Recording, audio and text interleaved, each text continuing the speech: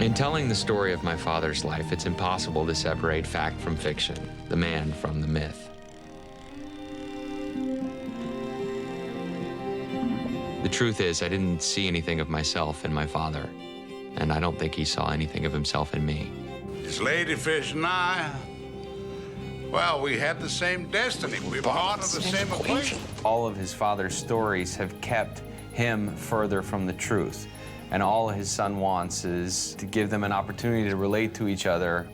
It has more to do with him claiming his sense of identity than worrying about whether or not he'll be a good parent. Having a kid changes everything. There's the diapers and the birth print and the midnight feeding. Did you do any of that? No. But I hear it's terrible. I had this with my father. There's a barrier that relationship creates this sort of invisible wall of, like, somehow, you know, they treat you different, you treat them different than they treat anybody else in your whole life. What, a father's not allowed to talk about his son? I'm a footnote in that story, Dad. I'm the context for your great adventure, which never happened, incidentally. You were selling novelty products in Wichita the day I was born. I was empathetic to Will's plight because he's confronting this issue as best he can throughout the course of the story. Will is a very literal character searching for literal answers, and some things in life aren't literal. Things aren't just black and white. There can be some things that are both real and unreal at the same time. I think that's the thing that I liked about it, the whole sort of relationship that you have with your parents and that they have with their children.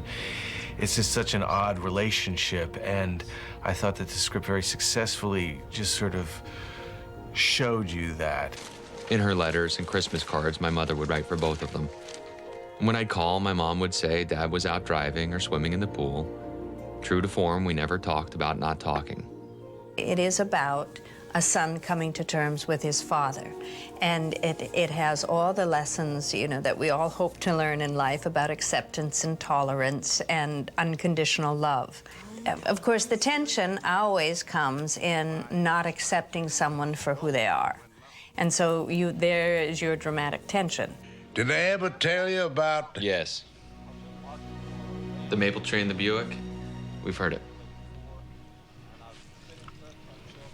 I know someone who hasn't.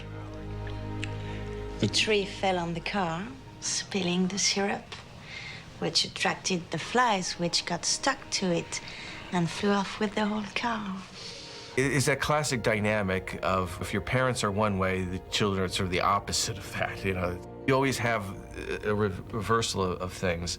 With a flamboyant father, you know, the tendency to kind of withdraw from that and internalize everything. I think that's a very difficult thing to sometimes act, and I thought he did a really good job of kind of showing rigidity and internal conflict and you know, the things that I saw as very real. I felt very close to that. I had a similar kind of relationship with my father that way. That's kind of human nature, that we move away from our parents. And if you're as lucky as I am and other people, you know, you come back to them. And I think it's just human instinct because it gets you out the house, you know? Otherwise, we'd never leave, maybe.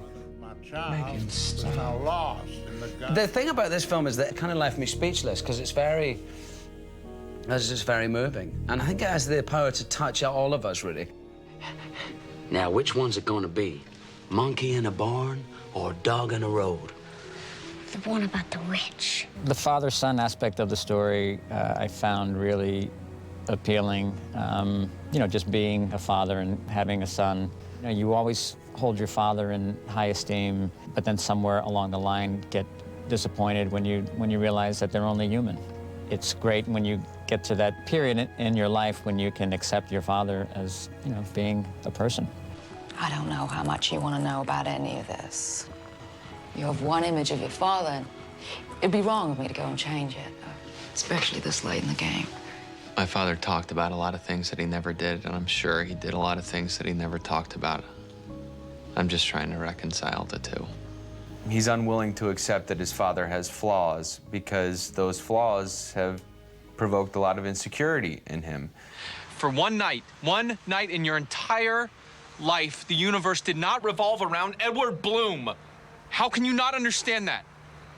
I'm sorry to embarrass you. You're embarrassing yourself, Dad. You just don't see it. The themes are themes that are so relatable. The father-son story, which is done in a very unique way here, but is something that is so relatable to people everywhere. That's such a complicated relationship, I think, in every family. I have no idea who you are. Who do you want me to be? Just yourself. Good, bad, everything. Just show me who you are for once. I've been nothing but myself since the day I was born. And if you can't see that, it's your failing, not mine. Will is actually a difficult part because everyone loves Edward Bloom, including the audience. And then enter Will, who's the one character that is feeling very different from everyone else. Glad to see you not trying to have a heartfelt talk. One of my greatest annoyances is when people try to talk to those who can't hear them. Well, we have an advantage. My father and I never talk. By this magical end to the film, Will makes a contribution to his father's life. And in that way, there's a coming together of them. So it's lovely in that way. It's lovely. I think it touched me so profoundly, the discovery of the man who he never really believed in. He discovers is really a great adventurous soul. Maybe he exaggerated some of the stories a little bit, but the truth of it was always the same. That was my father's final joke, I guess. A man tells his stories so many times that he becomes the stories. They live on after him. And in that way, he becomes immortal.